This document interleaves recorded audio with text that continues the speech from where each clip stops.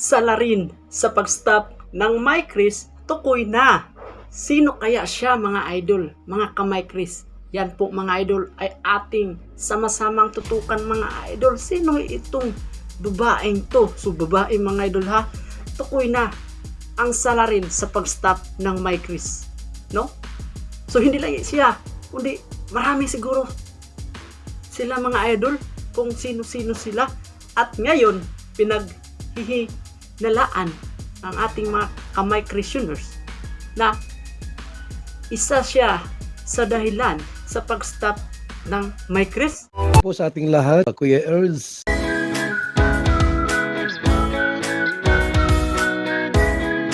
So yun po mga idol, sama-sama nating tutukan mamaya. Atin muna batiin ang ating ama ng Kalingap, Kuya Val, Idol Rab, at Idna Monjack.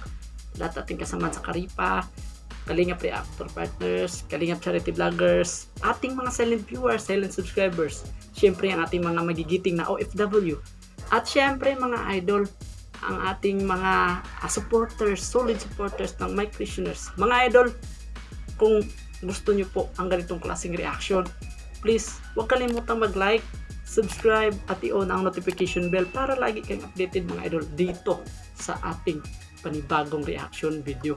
Ngayon mga idol, direct to the point tayo mga ka-Ers. Mga ka-Ers, nabalitaan po natin ayon sa mga haka-haka ng ating mga solid supporters ng Mike Chris. Itong taong to noon po pa pala nagko-course. Course ba yung tunglo, no? Pinipredict na yung Mike Chris daw ang susunod na mabubuwag. So, ginaya nung dating beneficiary na nagtatraidor, mga idol, na nabubuwag. At dito, kinukourse niya mga idol, no? Kinukourse niya talaga ang Mike Chris daw ang susunod na mabubuwag. So you, mga idol, comment down below sa ating comments section kung ano ang opinion nyo dito, no? So, noong nakaraang vlog natin, reaction natin kung sinong babaeng yun, no? Yung nagmura kay Idol Mikoy, na matanda na daw si Idol Mikoy. So, dati pala yun. So, dati na yun mga idol. Alam niyo po ba? Noon pa daw, no? Na grabe makapang-bash kay Idol Mikoy. Oo. So, ngayon mga idol, yung may concerned citizen, no? Na nagko-comment dito sa ating reaction, no? Naghawang reaction nung nakaraan na isa pala siya sa nagko-course, no? Tinutunglo yung Mike Chris ang susunod na mabubuwag, no? Nagpre-predict na po siya mga idol. So ngayon, masaya na siya. At yun mga idol, alam niyo po ba? Kaya po pala si Idol Mikoy, no? Galit na galit sa babaeng ito ni Madam dahil noon pa daw siya ito ay palagi nang babash, naninira sa Mike Chris. So, grabe no? So, meron talagang mga taong ganito, no? Kaya po sinabihan niya na, Madam, buhay pa pala, no? Sinabihan din na Idol Mikoy na buhay pa pero nasusunog na ang kaluluwa. So, yun po mga idol. Dapat mga idol, kung tayo ay mga viewers, no? Kung tayo ay mga solid na may mga fanatiko tayo na kinakampihan, so wag lang po dito sa Mike Chris, no?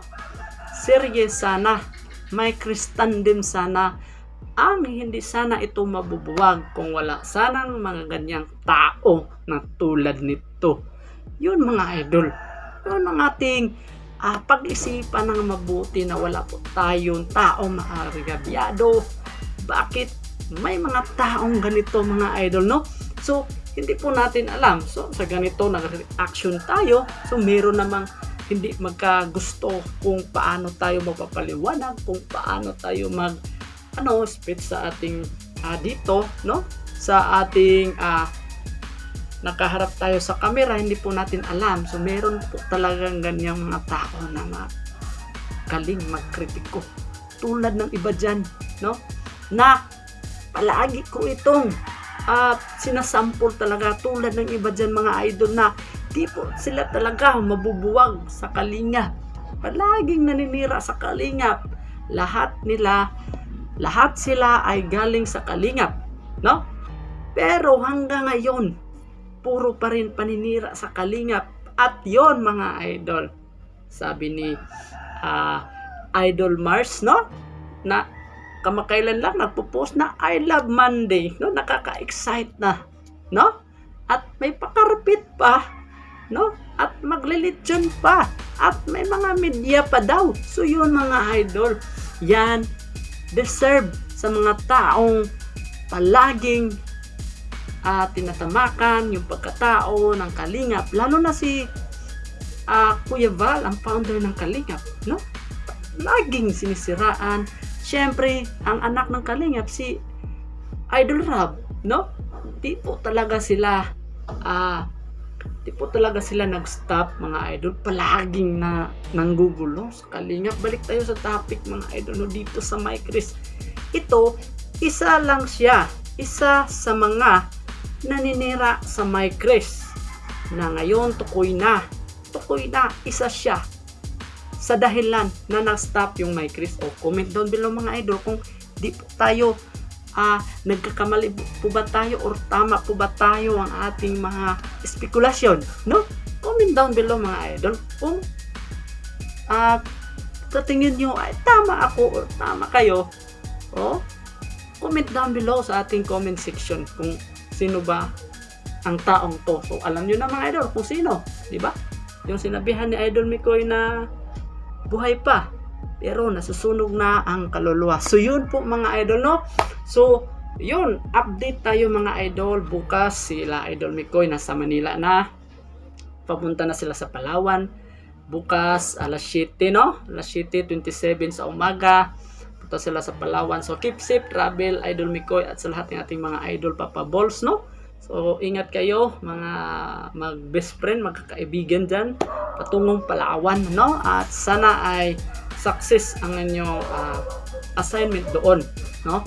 Kung ano man ang inyong assignment doon, sana mag-success mga idol, no? Lalo ni Idol Mikoy at sa lahat ng mga Mike Christianers, no? Grabe, alam niyo po ba mga idol, kung mapapansin po ito ni Idol Rob, babalik sana, no?